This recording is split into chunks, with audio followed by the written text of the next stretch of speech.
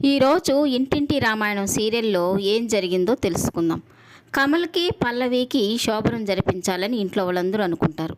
ఇక కమల్ వాళ్ళ నానమ్మ కమల్తో చెప్తూ ఉంటుంది, గదిలోకి వెళ్ళగానే తింగర వేషాలు వేయకూడదు. తను మాట్లాడడానికి సిగ్గుపడితే నువ్వే ప్రేమగా మాట్లాడు. ముఖ్యంగా నువ్వు నిద్రలో నడుస్తావని ఆ అలవాటు ఉందని ఎట్టి పరిస్థితుల్లోనూ పల్లవికి చెప్పకూడదు. అలా చెప్తే తను భయపడిపోయి ఇప్పుడే సూట్ కేసు సర్దుకొని తన పుట్టింటికి వెళ్ళిపోతుంది, సరేనా అని అన్ని జాగ్రత్తలు చెప్తూ ఉంటుంది కమల వాళ్ళ నానమ్మ. ఇక కమల సరేనని గదిలోకి వెళ్తాడు.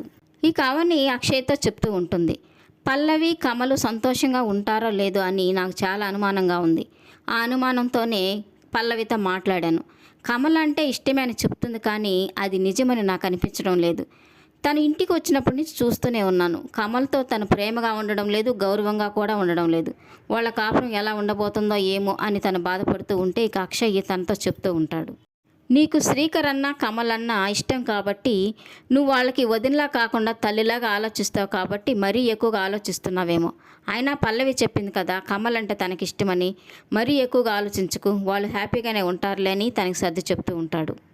ఇక గదిలోకి వెళ్ళిన కమల్కి వాళ్ళ నానమ్మ పల్లవితో ప్రేమగా మాట్లాడమని చెప్పిన మాటలు గుర్తుకు వచ్చి తనతో చెప్తూ ఉంటాడు, మా నానమ్మ నీతో ప్రేమగా మాట్లాడమని చెప్పింది, నన్ను మాట్లాడమంటావా లేకపోతే నువ్వే మాట్లాడతావా అని తను అడుగుతూ ఉంటాడు. ఇక పల్లవి అయితే, నువ్వు మాట్లాడే సుత్తి ఎవరు వింటారు, నిన్ను ఒక అస్త్రంలాగా తయారు చేసి అవని మీదకే వదులుతాను చూడు అని మనసులో అనుకొని తనతో చెప్తూ ఉంటుంది, నేనే మాట్లాడతాను.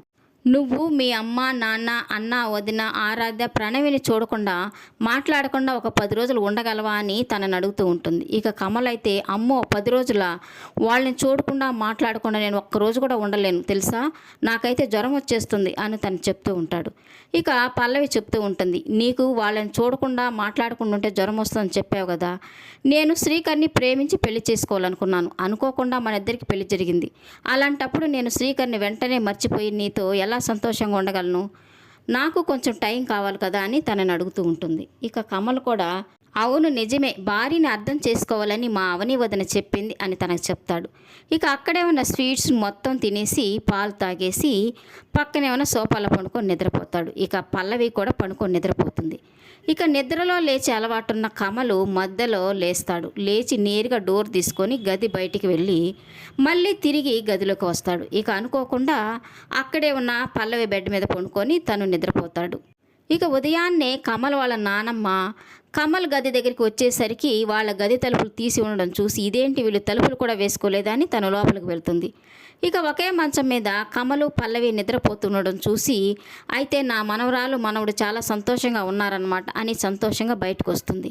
ఇక అక్కడే ఉన్న అవనిని చూసి, పల్లవి మీద నువ్వు చాలా అనుమానపడ్డావు కదా, తను సంతోషంగా నా మనవడితో ఉండదని చెప్పావు కదా, ఇప్పుడేమంటావు, వాళ్ళిద్దరూ కలిసి చాలా సంతోషంగా ఉన్నారని తనతో చెప్తూ ఉంటుంది. ఇక అవని కూడా, చాలా మంచిది బామ్మగారు, అలా ఉండాలని నేను కూడా అనుకుంటున్నానని తనతో చెప్తుంది. ఇక ఉదయాన్నే పల్లవి పక్కన పడుకున్న కమల పెడుతున్న గుర్రకి పల్లవికి మెలక వస్తుంది. పక్కన చూసేసరికి కమల ఉండడంతో కోపంతో రగిలిపోయి తనని కొట్టి లేపుతుంది. ఇక పైకి లేచిన కమలకి ఏం అర్థం కాక దిక్కులు చూస్తూ ఉంటాడు. రాత్రి అంత చెప్పాను కదా, నువ్వెందుకు వచ్చి నా పక్కన పడుకున్నావని తనని అరుస్తూ ఉంటుంది. ఇక కమలకి, నేనే సోఫాలో పడుకున్నవాడిని ఇక్కడికి ఎలా వచ్చానా అని తను ఆలోచిస్తూ ఉంటాడు. అప్పుడు కానీ కమలకి గుర్తుకు రాదు. తనకి నిద్రలో లేచి అలవాటు ఉండడంతో అనుకోకుండా వచ్చి పల్లవి మంచం మీద పడుకున్నానని అనుకుని ఇక తను ఆ విషయం చెప్పబోతాడు. కానీ తనకి వాళ్ళ నానమ్మ చెప్పింది గుర్తుకొస్తుంది. ఎట్టి పరిస్థితుల్లోనూ నిద్రలో లేచి నడిచే అలవాటు ఉందని పల్లవికి చెప్పొద్దు అని చెప్పింది గుర్తుకొచ్చి ఇక తను ఆగిపోయి, ఎలా వచ్చానో నాకు గుర్తులేదు, సారీ అని చెప్తాడు. ఇక పల్లవి కోపంగా, సారీ అంటే సారీ, నన్నేమన్నా బొమ్మను అనుకున్నావా, వచ్చి నా పక్కన పడుకున్నావు, వెళ్ళి గదిలోంచి అని గట్టిగా అరుస్తుంది. ఇక కమలు ఏం అర్థం కాక తను తిట్టేసరికి అక్కడి నుంచి వెళ్ళిపోతాడు. అప్పుడు కానీ పల్లవికి అర్థం కాదు. కమలు బయటికి వెళ్ళి తమ ఇద్దరికి శోభనం జరగలేదని ఎక్కడ చెప్తాడో అని తన వెనకనే పరిగెత్తుకుంటూ వెళ్తుంది. ఇక జరగబోయే ఎపిసోడ్లో అవని శ్రీకర్ని శ్రేయ వాళ్ళ నాన్నని కలిసి మాట్లాడుతూ ఉంటుంది.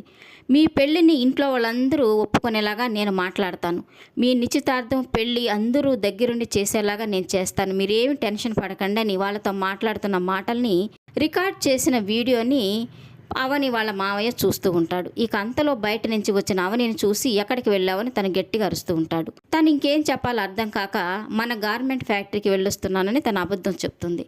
ఇక ఆ మాటతో కోపం వచ్చిన రాజేంద్ర ప్రసాద్ గార్మెంట్ ఫ్యాక్టరీ శ్రేయ వాళ్ళ ఇంట్లో పెట్టారా అని తన కోపంగా అరుస్తూ ఉంటాడు. ఇక ఆ మాటతో అవని షాక్ అయిపోయి వాళ్ళ మామయ్య వంక చూస్తూ ఉంటుంది. ఇదంతా పల్లవి రికార్డ్ చేసి వాళ్ళ మామయ్య చూసేలాగా చేసి అవనిని ఇంట్లో నుంచి వెళ్ళగొట్టాలని తన ప్లాన్ వేస్తుంది.